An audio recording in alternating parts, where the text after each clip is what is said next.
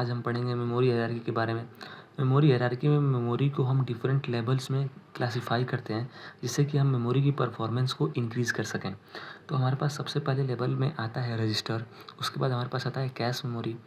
ये दोनों मिल के फॉर्म करते हैं हमारे इंटरनल मेमोरी को। इसके बाद आता है हमारे पास मेन मेमोरी। मेन मेमोरी में हमारे पास मेनली होता है रैम। रैम को हम फर्दर क्लासिफाई करते हैं इन static RAM and dynamic RAM. Main memory को हम प्राइमरी मेमोरी भी बोलते हैं। उसके बाद हमारे पास आता है यूएसबी। यूएसबी को हम फ्लैश मेमोरी भी बोलते हैं। उसके बाद हमारे पास आता है मैग्नेटिक डिस्क।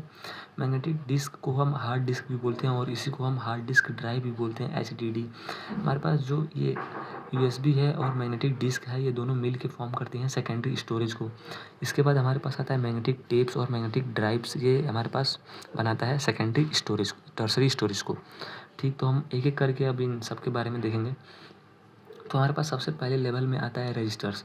रजिस्टर जो होता है ये डायरेक्टली कनेक्टेड होता है सीपीयू से। रजिस्टर हमारे पास जो होता है डायरेक्टली कनेक्टेड होता है सीपीयू से, और रजिस्टर हमारे पास हेल्प करता है मोस्ट फ्रीक्वेंटली यूज डेटा को स्टोर करने में।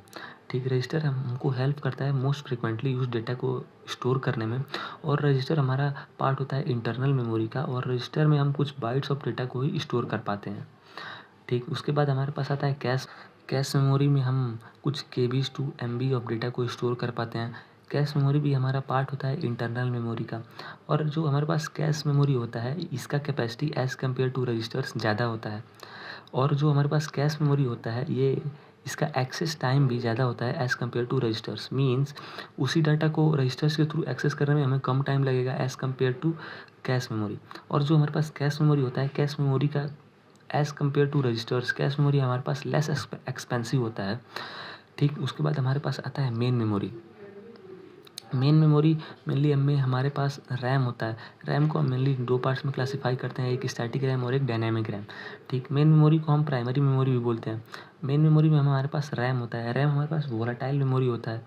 ठीक, रैम में हम कुछ जीबीज ऑफ डेटा को स्टोर कर पाते हैं। तो हमारे पास यहाँ जो रैम की कैपेसिटी है वो as compare to cache memory की कैपेसिटी से ज़्यादा होती है। और रैम यानी मेन मेमोरी का जो हमारे पास एक्सेस टाइम होता है वो कैश मेमोरी के एक्सेस टाइम से ज़्यादा होता है। ठीक, और जो रैम यानी मेन मेमोरी होता है, इसका कैपेसिटी ज़्यादा होता है, एक्सेस टाइम भी ज़्यादा होता है। और ये जो हमारे पास मेन मेमोरी है, इसका जो कॉस्ट होता है ये as compare to cache memory low low होता है। मीन्स कैश मेमोरी ज़्यादा एक्सपेंसिव होती है as compare to main memory के। एक्सपेंसिव इन द सेंस कि कॉस्ट पर बिट जो मेन मेमोरी का होता है वो कम होता है as compare to cache memory के कॉस्ट पर बिट के। कॉस्ट पर बिट यानी एक बिट को स्टोर करने का जो कॉस्ट आता है कैश मेमोरी में, वो ज़्यादा होता है as compare to main memory के एक बिट को स्टोर करने के कॉस्ट से। ठीक, उसके बाद हमारे पास आता है सेकेंडरी स्टोरेज। सेकेंडरी स्टोरेज में मेनली हमारे पास आता है एसएसडी। एसएसडी में हमारे पास होता है यूएसबी और फ्लैश मेमोरी। यूएसबी और फ्लैश मेमोरी जिसमें हम कुछ जीबी ऑफ डेटा को स्टोर कर पाते हैं। उसके बाद हमारे पास आता है मैग्नेटिक डिस्क और डिस्क ड्राइव्स। इसको हम एचडीडी भी बोलते हैं, हार्ड डिस्क ड्राइव्स। ये दोनों मिल के हमारे पास फॉर्म करता है सेकेंडरी स्टोरेज को। सेकेंडरी स्टोरेज को फॉर्म करता है। सेकेंडरी स्टोरेज में हम एचडीडी के थ्रू कुछ टेराबाइट्स ऑफ डेटा को स्टोर कर पाते हैं। तो जो सेकेंडरी स्टोरेज होता है, सेकेंडरी स्टोरेज का capacity as compare to main memory ज़्यादा होता है। सेकेंडरी स्टोरेज का हमारे पास जो कैपेसिटी है वो as compare to main memory ज़्यादा होता है। सेकेंडरी स्टोरेज का जो एक्सेस टाइम होता है वो as compare to main memory ज़्यादा होता है। मीन्स सेकेंडरी स्टोरेज से हमें किसी डेटा को एक्सेस करना है तो उसमें हमें ज़्यादा टाइम लगेगा as compare to primary memory में उसी डेटा को एक्सेस करने में। और जो हमारे पास सेकेंडरी स्टोरेज होता है, इसका कॉस्ट पर बिट कम होता है as compare to primary memory के कॉस्ट पर बिट के। मीन्स अगर किसी डेटा के एक बिट को हमें स्टोर करना है इसमें मेन प्राइमरी मेमोरी में, तो वो ज़्यादा एक्सपेंसिव होगा as compare to secondary storage के कॉस्ट पर बिट के। ठीक, उसके बाद हमारे पास आता है टर्सरी स्टोरेज। टर्सरी स्टोरेज में मेनली हमारे पास होता है मैग्नेटिक टेप्स और मैग्नेटिक ड्राइव्स। इसमें हम कुछ पेटाबाइट्स ऑफ डेटा को स्टोर कर पाते हैं। ठीक, और जो हमारे पास टर्सरी स्टोरेज होता है ये as compare to secondary storage, इसकी कैपेसिटी ज़्यादा होती है। As compare to secondary storage, tertiary storage का जो एक्सेस टाइम होता है वो भी ज़्यादा होता है। मीन्स किसी डेटा को हमें सेकेंडरी स्टोरेज में एक्सेस करने में कम टाइम लगेगा as compare to tertiary storage में सेम डेटा को एक्सेस करने में जो टाइम लगेगा। ठीक, इसके बाद हमारे पास कॉस्ट पर बिट भी सेकेंडरी स्टोरेज का ज़्यादा होता है as compare to tertiary storage. ठीक, तो यहाँ पे हमने देखा कैसे लेवल्स में हमने इसको ऑर्गेनाइज़ किया। तो डिफरेंट लेवल में ऑर्गेनाइज़ करने से हमारे मेमोरी का जो परफॉर्मेंस होता है वो इंक्रीज़ होता है। परफॉर्मेंस इंक्रीज़ होने से हमारी मेमोरी मोर एफिशिएंटली यूज़ हो सकती है। ठीक, तो इसमें हमने डिफरेंट लेवल्स में क्लासीफाई किया था, जिसमें सबसे पहले था रजिस्टर्स, फिर उसके बाद कैश मेमोरी के बाद मेन मेमोरी, इसको हम प्राइमरी मेमोरी बोलते हैं। उसके बाद यूएसबी और फ्लैश मेमोरी, जिसमें हम कुछ जीबी ऑफ डेटा को स्टोर कर पाते हैं। उसके बाद मैग्नेटिक डिस्क और हार्ड डिस्क, ये दोनों मिल के सेकेंडरी स्टोरेज को फॉर्म करती हैं। सेकेंडरी स्टोरेज हमारे पास किसी भी डेटा को लॉन्ग टर्म में स्टोर करने में हेल्प करता है। अगर किसी डेटा को हमको ज़्यादा टाइम के लिए स्टोर करना है तो उसमें हमें सेकेंडरी स्टोरेज हेल्प करता है। ठीक, उसके बाद हमारे पास आता है टर्सरी स्टोरेज। टर्सरी स्टोरेज में हम कुछ पेटाबाइट्स ऑफ डेटा को स्टोर कर पाते हैं और इसमें हम यूज़ करते हैं मैग्नेटिक टेप्स और मैग्नेटिक ड्राइव्स का। तो अगर हम देखें कि इस पिरामिड में अगर हम नीचे से ऊपर की तरफ मूव करते हैं, यानी कि हम बॉटम टू टॉप जाते हैं, तो हम देखते हैं कि increase in cost per bit होता है। Increase in cost per bit means अगर हम मैग्नेटिक टेप्स में कॉस्ट पर बिट देखें तो वो कम होगा as compare to secondary storage में कॉस्ट पर बिट के। यानी कि जैसे जैसे हम इस पिरामिड में ऊपर की तरफ मूव करेंगे हमारे पास कॉस्ट इंक्रीज़ करेगा। यानी रजिस्टर जो होता है वो मोस्ट एक्सपेंसिव होता है, उसके बाद कैश मेमोरी होता है। ठीक, और ऐसे ही अगर हम इस पिरामिड में अगर हम ऊपर से नीचे की तरफ मूव करेंगे, ऊपर से नीचे की तरफ मूव करेंगे, तो हमारे पास इंक्रीज़ इन कैपेसिटी होगा। यानी कि रजिस्टर का कैपेसिटी लोएस्ट होता है, उसके बाद कैश मेमोरी का कैपेसिटी होता है, उसके बाद मेन मेमोरी का कैपेसिटी होता है जो कि कुछ जीबी में होता है, सेकेंडरी स्टोरेज का कैपेसिटी टीबी में होता है, टर्सरी स्टोरेज का कैपेसिटी कुछ पेटाबाइट्स में भी होता है। ठीक, और हम देखेंगे कि जैसे हम ऊपर से नीचे की तरफ मूव करेंगे, यानी कि हम टॉप टू बॉटम इस पिरामिड में मूव करेंगे, तो हमारे पास जो एक्सेस टाइम होता है एक्सेस टाइम इंक्रीज़ कर रहा है। एक्सेस टाइम इंक्रीज़ कर रहा है इन द सेंस कि रजिस्टर में किसी डेटा को हमें एक्सेस करने में कम टाइम लगेगा as compare to cache memory. Cache memory में किसी डेटा को हमें एक्सेस करने में कम टाइम लगेगा as compare to main memory. Main memory में हमें किसी डेटा को एक्सेस करने में कम टाइम लगेगा as compare to secondary storage. और वैसे ही सेकेंडरी स्टोरेज में किसी डेटा को हमें एक्सेस करने में कम टाइम लगेगा as compare to tertiary storage. तो सो इन डिफरेंट लेवल्स के कैटेगराइजेशन के कारण हम मेमोरी को एफिशिएंटली यूज़ कर सकते हैं और मेमोरी का परफॉर्मेंस भी इंक्रीज़ कर सकते हैं।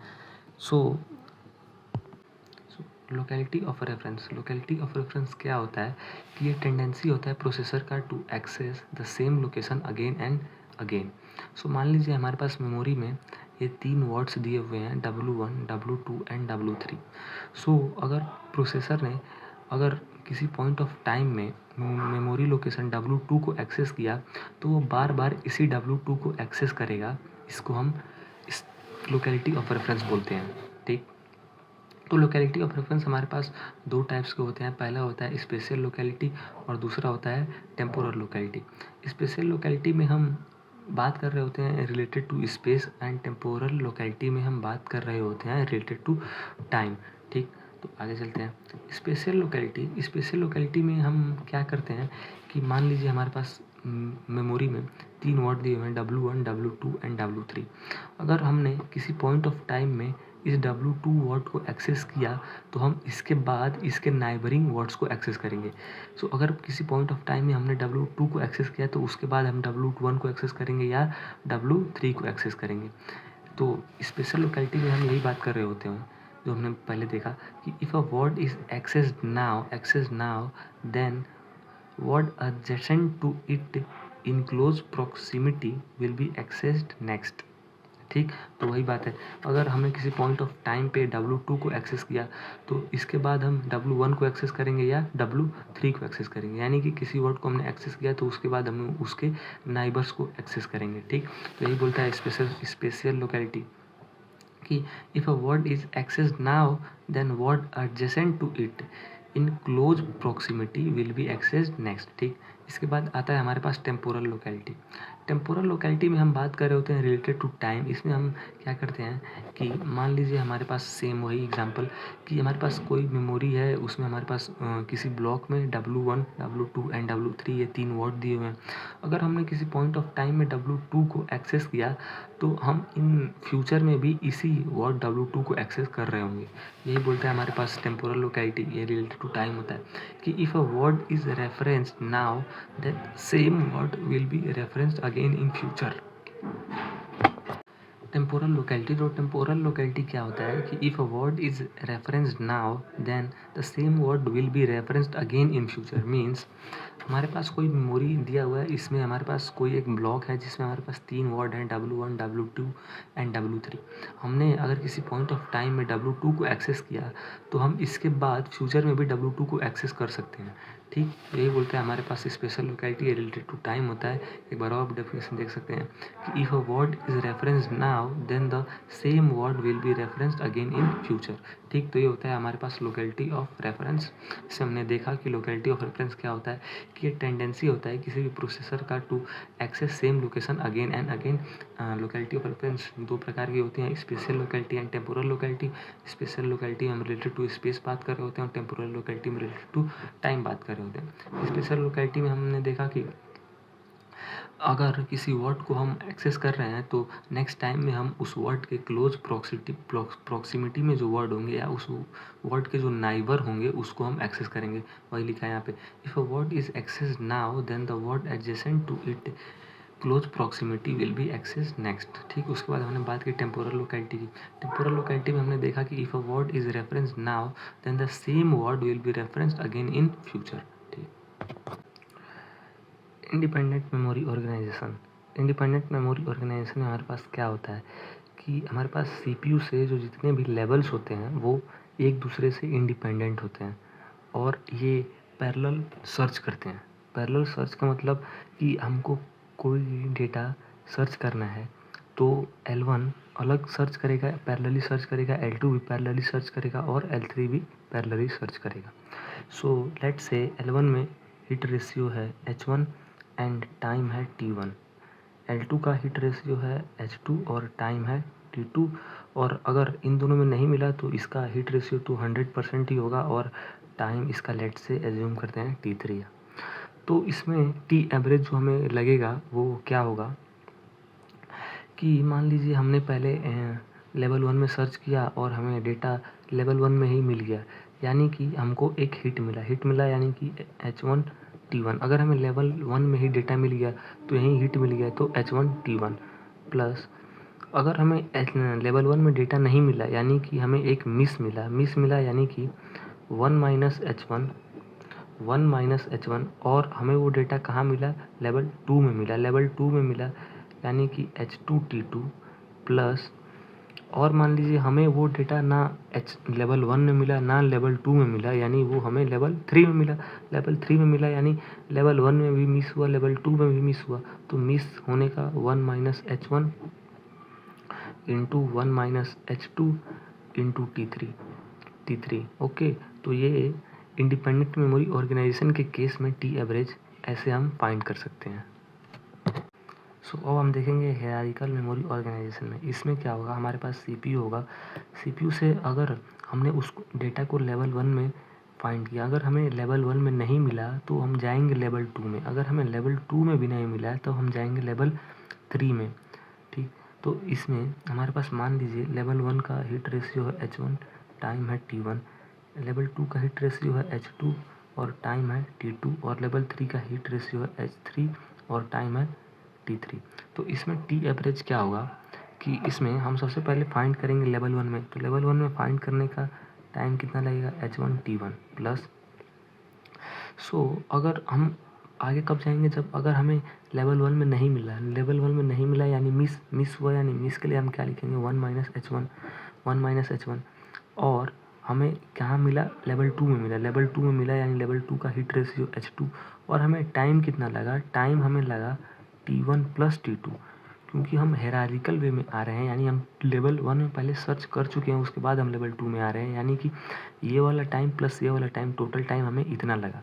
ठीक, इसमें हम आगे प्लस करेंगे कि मान लीजिए हमें ना लेवल 1 में मिले ना लेवल 2 में मिले और हमारा हिट हो लेवल 3 में। लेवल 3 में अगर हिट हो तो हम क्या करेंगे कि लेवल 1 में भी मिस, लेवल 2 में भी मिस, और हमें हिट कहाँ मिला, लेवल 3 में मिला, लेवल 3 में मिला यानी H3 और हमें टाइम कितना लगा, टाइम हमें लगेगा T1 plus T2 plus T3। ठीक, तो देख सकते हैं आप टी एवरेज जो हायरार्किकल में होता है वो ऐसे होता है। अब हम देखेंगे मेमोरी ऑर्गेनाइजेशन पे एक क्वेश्चन। तो हमारे पास सबसे पहले क्वेश्चन को रीड करेंगे और देखेंगे क्वेश्चन में करना क्या है। तो क्वेश्चन में आप रीड करें तो consider a system with 2 level cash. तो हमारे पास एक 2 लेवल कैश दिया हुआ है। Access times of L1 and L2 and main memory are. तो एक्सेस टाइम दिया हुआ है L1 L2 and main memory का जो कि है 1 नैनोसेकेंड, 10 नैनोसेकेंड एंड 500 नैनोसेकेंड। और आगे दिया हुआ है कि hit ratio of L1 and L2 are 0.8 and 0.9 nanosecond. L1 and L2 का हिट रेशियो दिया हुआ है 0.8 एंड 0.9। और हमसे पूछ कह रहा है what is the average access time of system ignoring search time within cash.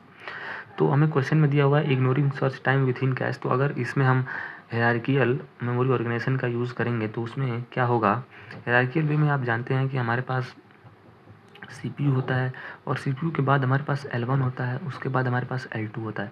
Hierarchical में हम करते क्या है, सबसे पहले हम L1 में सर्च करते हैं। अगर L1 में हमें वर्ड मिल गया तो हम ठीक है, अगर L1 में नहीं मिला तो हम L2 में जाते हैं, यानी कि हम L1 में सर्च करने के बाद ही L2 में जाते हैं। तो इसमें क्या होता है कि हमको दोनों में सर्च करना पड़ता है, यानी टाइम बढ़ जाता है। लेकिन यहाँ पे दिया हुआ है कि ignoring search time within cash, यानी इस टाइम को हमको इग्नोर करना है, यानी हम इसको इंडिपेंडेंट मेमोरी ऑर्गेनाइजेशन के तरीके से करेंगे। तो इंडिपेंडेंट मेमोरी ऑर्गेनाइजेशन में क्या होता है, हमारे पास CPU होता है, CPU से इंडिपेंडेंटली कनेक्टेड होते हैं लेवल L1 लेवल L2। ठीक, तो ये एक दूसरे के टाइम पे डिपेंडेंट नहीं होते हैं, सारे इंडिपेंडेंट होते हैं एक दूसरे से। ठीक, तो हम इसको इंडिपेंडेंट वे से करेंगे। तो आप जानते हैं कि इंडिपेंडेंट वे का टी एवरेज क्या होता है। और हमारे पास यहाँ पे क्योंकि 2 लेवल सिस्टम है और एक मेन मेमोरी है तो इसका टी एवरेज होगा H1 T1 plus 1 minus H1 H2 T2 plus 1 minus H1 1 minus H2 1 minus H2 and T3। तो आप जानते हैं कि टी एवरेज इंडिपेंडेंट वे में ये आता है हमारे पास। इसमें हमारे पास अगर पहले लेवल में मिल गया तो H1 T1, अगर पहले लेवल में नहीं मिला यानी पहले में मिस हुआ तो उसका मिस होने का 1 माइनस H1, और दूसरे में मिला यानी दूसरे में हिट होने का ये। फिर अगर पहले में नहीं मिला दूसरे में नहीं मिला, दोनों के मिस होने का केस है और इसमें मिल गया। यहाँ पे H3 हम इसलिए नहीं लिख रहे हैं क्योंकि H3 हमारे पास एज्यूम्ड है कि वो 1 हुआ क्योंकि उसी में वो हमको मिला। ठीक, तो अब इसमें हम वैल्यूज़ को पुट करेंगे और आंसर पाएंगे। तो H1 दिया हुआ है 0.8 इंटू T1 हमारे पास दिया हुआ है 1 नैनोसेकेंड 1 नैनोसेकेंड और plus 1 minus. So after putting all values हमको ये मिलेगा और इसको अगर हम फर्दर सॉल्व करेंगे तो हमारा आंसर आएगा 12.6 नैनोसेकेंड। ठीक है, ये हमारा आंसर होगा। तो हमारा नेक्स्ट क्वेश्चन है जो कि कुछ ऐसे है कि a system has following parameters. एक सिस्टम है हमारे पास जिसके कुछ पैरामीटर्स हमको दिए हुए हैं। पैरामीटर्स क्या है, L1 कैश एक्सेस टाइम है 1 nanosecond, L2 cash access time दिया हुआ है 8 nanosecond, main memory access time दिया हुआ है 120 नैनोसेकेंड्स, और L1 हिट रेशियो दिया हुआ है 90%, L2 हिट रेशियो दिया हुआ है 80%। तो हमको ये पैरामीटर्स हमारे सिस्टम में दिए हुए हैं। हमको L1 का कैश एक्सेस टाइम दिया हुआ है, L2 का कैश एक्सेस टाइम दिया हुआ है और हमको मेन मेमोरी का एक्सेस टाइम भी दिया हुआ है, और L1 और L2 का दोनों का हमको हिट रेशियो दिया हुआ है। ठीक है, और हमको इस क्वेश्चन में फाइंड क्या करना है, हमको मिस रेट फाइंड करना है L1 का, हमको मिस रेट फाइंड करना है L2 का, और average memory access time find करना है। ठीक, तो हमको इस क्वेश्चन में ये तीनों ही चीज़ें फाइंड करनी है। ठीक है, तो सबसे पहले हम देख लेंगे कि हमको दिया क्या क्या हुआ है। तो हमको हमारे क्वेश्चन में ये सारी इन्फॉर्मेशंस दी हुई हैं कि T1 है 1 नैनोसेकेंड, H1 है 0.9, T2 है 8 नैनोसेकेंड और H2 है 0.8 और T3 है हमारे पास 120 नैनोसेकेंड। तो हमसे सबसे पहले पूछ रहा है मिस रेट ऑफ L1। तो हमको मिस रेट ऑफ L1 बताना है, यानी मिस रेट क्या होगा। मिस रेट हमारे पास जो होता है वो होता है miss rate equals to 1 minus hit rate. तो हमारे पास जो मिस रेट होता है उसका फॉर्मूला होता है 1 माइनस हिट रेट। तो L1 के केस में हमारे पास मिस रेट क्या होगा, L1 का मिस रेट जो होगा L1 का मिस रेट क्या होगा 1 माइनस L1 का हिट रेट, L1 का हिट रेट कितना है 0.9, तो 1 माइनस 0.9 ये कितना आ जाएगा 0.1। ठीक, तो हमारे पास पहला पार्ट हमने सॉल्व कर दिया है कि miss rate of L1, miss rate of L1 क्या होगा, miss rate is equals to होता है 1 माइनस हिट रेट, और L1 का मिस रेट क्या होगा 1 minus hit rate of L1। Hit rate of L1 कितना दिया हमें क्वेश्चन में 0.9 दिया हुआ है, तो उसको यहाँ पुट करेंगे तो हमको 1 माइनस 0.9 मिल जाएगा और आंसर आ जाएगा 0.1। सो यहाँ पे हमारे सेकंड पार्ट में हमसे पूछ रहा है मिस रेट ऑफ L2। तो miss rate of L2 again वैसे ही होगा जैसे L1 का था। मिस रेट ऑफ L2 कैसे निकालेंगे हम, तो हमको पता होता है कि मिस रेट इक्वल्स टू क्या होता है 1 minus hit rate, 1 minus hit rate. तो L2 का मिस रेट क्या होगा, L2 का मिस रेट इक्वल्स टू होगा 1 minus hit rate of L2। Hit rate of L2 हमको कितना दिया हुआ है 0.8, तो 1 माइनस 0.8, तो यहाँ पे आंसर कितना आ जाएगा 0.2। तो हमको मिल गया L2 का मिस रेट कितना है 0.2। ठीक, थर्ड पार्ट में हमसे पूछ रहा है एवरेज मेमोरी एक्सेस टाइम। तो हमको इसमें टी एवरेज का फॉर्मूला लगाना पड़ेगा। हम जानते हैं टी एवरेज का फॉर्मूला क्या होता है।